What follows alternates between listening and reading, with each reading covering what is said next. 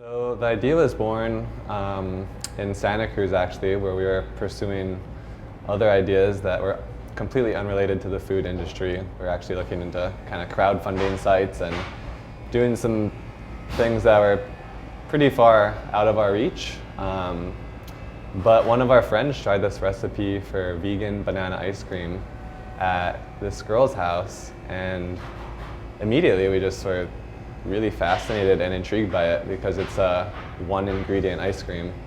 And yeah, for us, I think we're all like big fans of food, and just to taste something this delicious that was just made from natural fruit and with also such simple ingredients really just got us excited. And immediately we started kind of recipe testing in the kitchen, throwing in other fun ingredients like ginger mint was one of our initial flavors. And then we started doing some research and found out that Hawaii is the only state that commercially grows and sells bananas in the whole United States, and started connecting the dots. And we're all pretty sustainability oriented, and that just added like a real nice touch that we could go back home and do something really grassroots, just a nice youthful business, and be very ingrained in the community for a first venture. So at the time I was running a media company and doing a lot of education around sustainability, and that's always been a big passion of mine. And the idea for Pono Home came about because I was putting a lot of content online, educating people about sustainability, but not seeing what they did about it.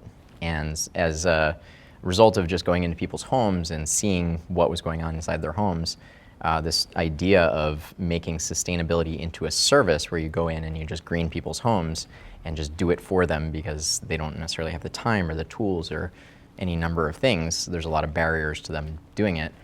Turning it into a service and making it convenient for them, and then actually seeing the results immediately. So that's kind of where it came from. Actually, we didn't come up with the idea. We were sitting on the beach and talking to one of our neighbors, and just small chit chat, and said, "Hey, what do you do?" And the neighbor said that he runs internet kiosks, and we thought, "Oh, that's a really good idea for this market." And so we said, "Oh, too bad he's already doing it." And then fast forward 6 months later, we talked to him, and he says, "I'm moving." And we said, "Oh, what are you doing with your business?" And he said, "I'm going to sell it." So we said, "Okay, well, we'll take a look at it." So we bought basically the locations. We didn't buy the business, and gutted everything out. Spent 4 months doing that, and he had only had 2 locations. He'd been doing it for 5 years, and we redid the software, redid all the hardware, and relaunched it, and that's how it started. So the original spark for the idea was really based on a problem that I had as well as my co-founder.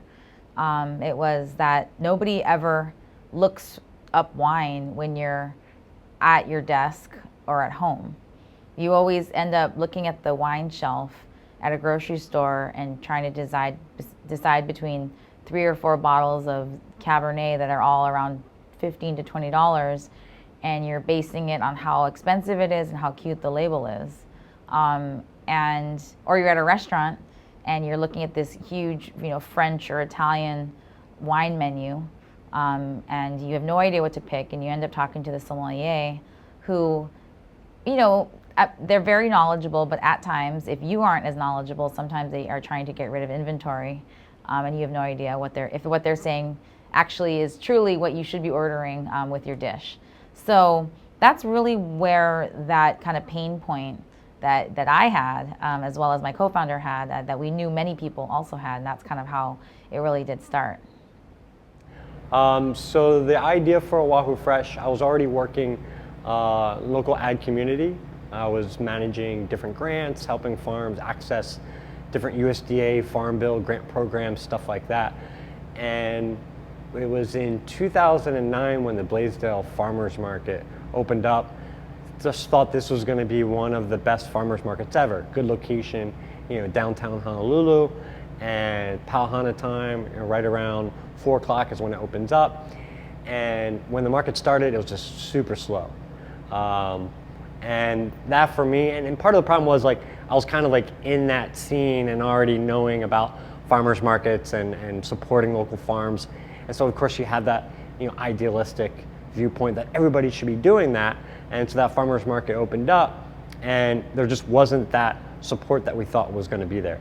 So that's kind of where the idea came from, almost as a joke, saying, how can we make this even easier for people to get really good produce, really good food, and also support local farms, which people always say is important, but then here's an opportunity and it wasn't quite enough.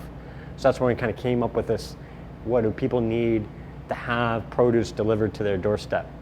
And kind of started off as a joke, but then it was kind of one of those aha moments where it's like, wow, let's try this out. And so did some research and got more familiar with the CSA model, community supported agriculture.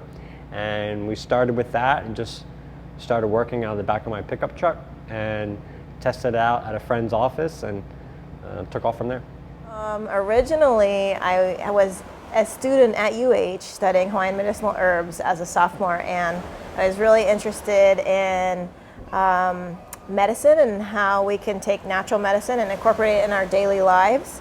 And then a friend was talking about, hey, we should start making soap sometime. And so, we got together and put medicinal herbs into soap. And then I thought, you know what? Soap is the way to get medicinal herbs to people on a daily basis without them having to go through any process. And it's just really a natural, could become a natural part of their lives. So I put some medicinal herbs combination in the first bar of soap, which is Aina.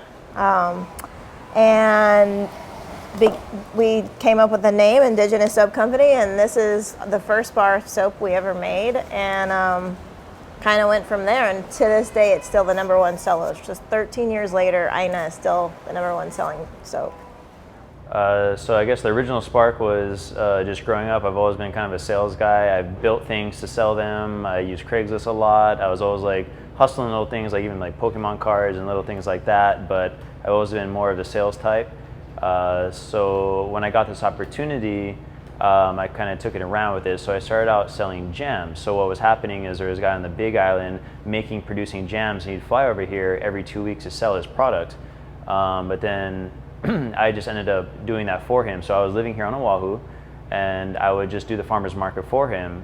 And then that kind of led on to I wanted to do more markets, as like more sales, more markets. So a kind of snowball effect. So it went from one product at one market to doing 12 markets per week, different farmers markets, selling all jam products. And then other people caught wind of this, that I was doing that. So they had me bring their products on. So then I started with a macadamia nut product, and then again it was like from one farmer's market up to like maybe 6 different farmers markets. So kind of just a snowball effect. So that's kind of what kept me going. I think the initial spark for both companies was really around people and place a little bit. Is that in terms of me even wanting to leave my job before I kind of started both companies with partners, was that I wanted to leave my job and there wasn't really anywhere I wanted to go. And so that was kind of what sparked the idea for Pseudocrew is let's make a place where devs actually want to go. And then a lot of my experience in my development career was actually things that I wanted to do differently than that. I think, to some of my frustrations with kind of the environments I'd worked in before that, I wanted to kind of offer a better place and hopefully kind of solve the brain drain a little bit, is that if there's more places where people want to work, they'll stay, as opposed to go seeking opportunity elsewhere. So that was kind of the driver behind Pseudocrew. And then DevLeague was, again, very people focused, and kind of a lot of the talk about the startup community, and a lot of what the state was doing and promoting entrepreneurship. And again, talking about opportunity and people staying here, was that we saw that, to support a startup ecosystem or economy, you have to have a deep labor pool. And so really, we kind of focused on that area, is that while everybody was kind of focused on entrepreneurs and starting companies, let's create the talent in unison so that when they start to have some traction or looking for co-founders or what have you, that there's available people that have the skills for the kind of the modern tech economy. It's kind of a long story. Originally, I had the idea of me just traveling the world doing English like workshops for teachers and students, because I have a very specific idea of how education should be. And a lot of the schools that I was working for, they wanted me to do a curriculum I didn't believe in. So originally I'm like, I'm gonna travel the world, I'm just gonna hop from country to country and do my workshops. So I quit my job and I started an Instagram where I gave free English lessons, and I noticed a lot of my followers were from Brazil. And I put a post up saying, hey, if I came to Brazil, who would be interested in a teacher training seminar?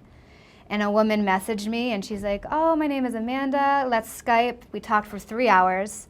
She invited me to stay with her family for a month. So I flew to Brazil, not having anybody signed up for my teacher courses, never meeting this woman before in person. And I ended up having 60 people at my teacher training course. And on the way back, I was thinking about what all the teachers were saying, and they kept saying, we don't have native English speakers here. And the idea for Jet Set ESL came from that trip. So it turned from me being like a one person traveling the world to this huge idea within like a couple weeks. What made you go for the idea? I felt right. I figured it wouldn't have come to me if it wasn't supposed to. And then I started like calculating numbers and figuring out how we could actually expand, and it seemed pretty reasonable. I knew it would be a lot of hard work, but I thought I could do it.